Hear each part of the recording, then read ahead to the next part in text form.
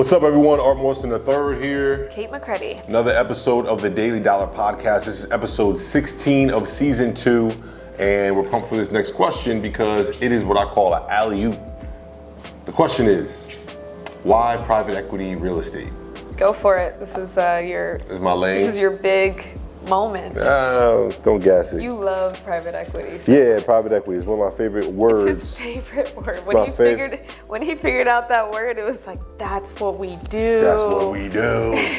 So we should probably make sure everybody else is informed on what it means. Private equity, right? If you don't know what equity means, it's basically the amount of ownership you have in an asset, right? So it could be equity in a business, equity in real estate, right? It's equity. When you talk about private equity, it's basically capital that was raised to acquire that equity privately, as opposed to publicly, which is like when you IPO, right? If you go public with a company, or also as opposed to debt, for example, if you just got a loan, that's not necessarily private equity.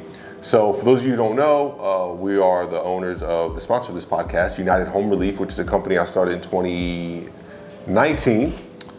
We've been rocking ever since. But as we've grown, the company started off as like a private partnership kind of company where we just like found people with money, found good projects, and we partnered. Yay, great handshake. Then it kind of grew into, oh crap, we have 20-something investors and $2 million in revolving capital. And that's when I fell in love with the word private equity, because I realized, holy crap, that's exactly what we're doing. And I looked into it and I realized there's a lot of people doing it. It's not really anything special. It's not a dime a dozen, but I would say like a 25 cents for a dozen, for sure, right? There's a lot of private equity firms. So we want to talk about today is why would somebody go through a private equity real estate firm, right? So breaking down what we do, when we first started flipping houses, we realized we could use a hard money lender to buy a house.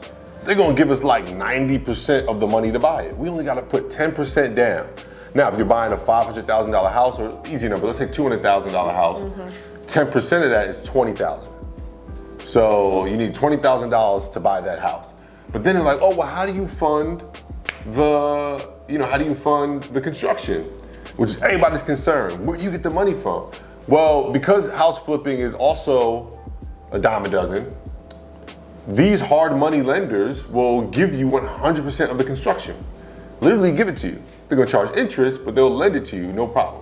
So once I realized, and a lot of people, this is what we teach to our students as well, you can buy a house with 10% down and 100% of the construction. You're just gonna pay a high interest, like 10 or 11%, and your payments aren't going towards principal. You gotta pay them back monthly, interest only, and the loan is usually only for a year. Yep. This is a product that there's plenty of products like this. If you don't believe me, you can go to unitedhomerelief.com and sign up for our mentorship, or wherever you're watching this, just comment or hit me on Instagram and DM me the word mentorship. We have a whole mentorship with over 400 students that we teach this model to. Leveraging a hard money lender to get a lot of the money, and then the equity, AKA the down payment, the amount of the property that we actually own, that 10%, well, guess what we do? We get the money from other people, OPM, but we do it at scale, which is why we like using the term private equity, because everybody's using the term OPM. Neither here nor there. That money that we get from other people is valuable. So we offer other people, AKA an offering, and there's plenty of different ways that you can create opportunities like this, and there's compliance you have to go through. So I don't want to say this on here and advise people to do anything illegal. I'm not an attorney, I'm not a compliance attorney. So take this conceptually as an idea and then go seek either mentorship from someone like me, or seek advisory from accountants and lawyers and all the professional people who went to school a really long time to learn all this. Anyway, you raise capital from other people. Well, why would somebody give you the money for a deal? Well, you do what's called an offering, which is where you offer them something for their money. So let's go back to the question. Why private equity in real estate?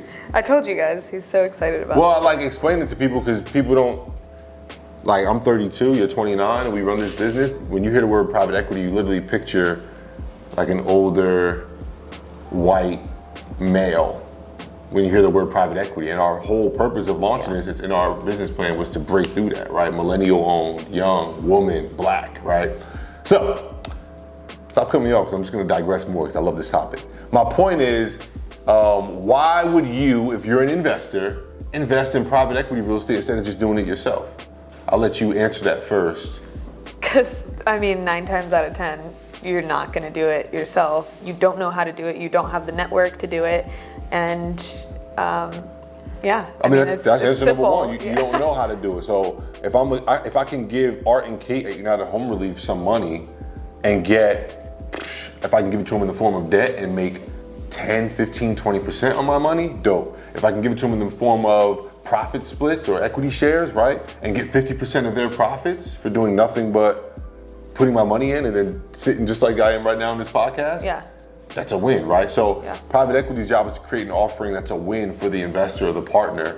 So you as an investor or partner, it's like, okay, if I don't know what the hell I'm doing, here's a way that I can capitalize and take advantage of everything we talk about in this podcast, all the benefits and value of real estate, the market going up and all that. I can take advantage of that from my couch at home just because I have money. Yeah, it's hands-free. You don't really have to do anything, and your money's growing. Yep, so yep. That's everyone's dream. Everybody's dream, Yeah. right? Especially if you have the money. Right. But number two, what about for the people who don't have the money? Private equity also helps there because some firms, when we first started, we did a minimum of like $5,000. Yeah. Was our investment minimum. Now it's like $25,000 because of our goals, but neither here nor there. There's still firms out there. My brother, he has a fund. It wasn't necessarily private equity, so to speak. It was classified as a real estate fund, but his big thing was doing something in the group economic space for the Black community, and he did a $500 minimum. To be able to be involved in real estate for $500 is absolutely insane. No one's done a fund like that. Anytime we network among other fund managers, they're like, bro, you're crazy for doing that. And he's taking his licks for doing that, but that was like the goal in the first place, was to try to crack this industry of how, for a really low barrier of entry, somebody can invest their capital and take advantage of the benefits of real estate, tax advantages, cash flow, equity and appreciation, everything we're always preaching about. So that's number two. If you don't have enough money, like I said, a down payment on a 10% down payment on a $200,000 house is $20,000. Yeah. Everybody's not just walking around with $20,000 to invest, especially in the younger demographics, right? Some of the more economically challenged demographics. Yeah. Now, if I could put $5,000 toward that same property, right? It might take 4 of us, but I'm in there and I'm growing my money. As opposed to if private equity didn't exist, you would have to wait until your 5,000 grew to 20,000 from you working your job. Yep. Right? Or saving up, or whatever the case is. So private equity that's probably the really major two. Am I missing any? Why else would you invest in private equity? Ooh, I got another one. What if you are rich though? And you do have $1 million? Now, this kind of plays to the first point where you can do it hands-free, but more importantly, you can diversify. Yeah. So that same $1 million, you can actually buy 10 or 100 $1 million assets, but you just have a percentage of that asset. Yeah. Right? So let me give you guys an example. It allows you to treat real estate like stocks, is a prime example. So I can sit here with $1 million and say, I own Apple, Tesla, Nike, Starbucks, and I can name 20 other companies, and you're like, how you own all that with $1 million cash? Yeah. Well, it's the reason being is because I own shares in those companies. Private equity or real estate allows wealthy people to do the same thing, but with multiple assets. Hey, I own 150 units in Miami, 150 units in Chicago. I own a trailer park here. I own a storage unit here. And maybe I only have $50,000 or $100,000 in each of those projects, right? I only own a share of those projects, but my $1 million is working in whatever, 10, 15, 20 different ways. Yep. Which is a great opportunity for, again, wealthy people and people that aren't that wealthy to take advantage of real estate through private equity. So if you've ever considered investing in private equity, shameless plug coming. Bad wing, that was a bad wing. My eye got like stuff. Yeah.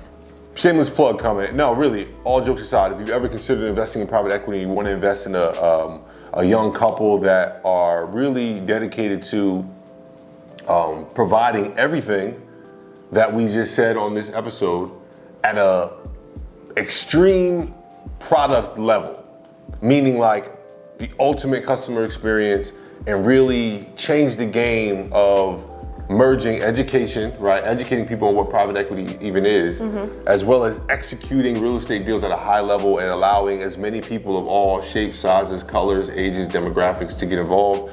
Visit unitedhomerelief.com. You can submit a form to apply to become a partner with us, and then we'll jump on the phone with you and talk about what that actually looks like, what qualifications are required, and blah, blah, blah. Spare the details. Go apply, let's chat if you're looking for another vehicle, another way to invest in real estate without having to do it yourself. Additionally, if you want to learn how to start your own private equity firm, you can go to that same website. There's a contact form that talks education. We're teaching people every day to start their own firm. It could be 1 million, 10 million, 100 million. It doesn't matter. We all have a network. We all have friends, family. We all have the opportunity to pool funds together, OPM as everybody's calling it, and go out and do real estate. So if you're interested in those two opportunities, you can visit our website at www.unitedhomerelief.com. You can also follow United Home Relief and see our private equity journey at United Home Relief on Instagram. You can also follow me and Kate individually. I'm at Art Morrison III. I'm Kate McCready. And also like, share, subscribe to this podcast, right? That's a really easy way to keep gathering more information and more game on what your next step in real estate should be. Thank you for tuning in. We'll catch you on the next episode and we'll chat soon. Peace.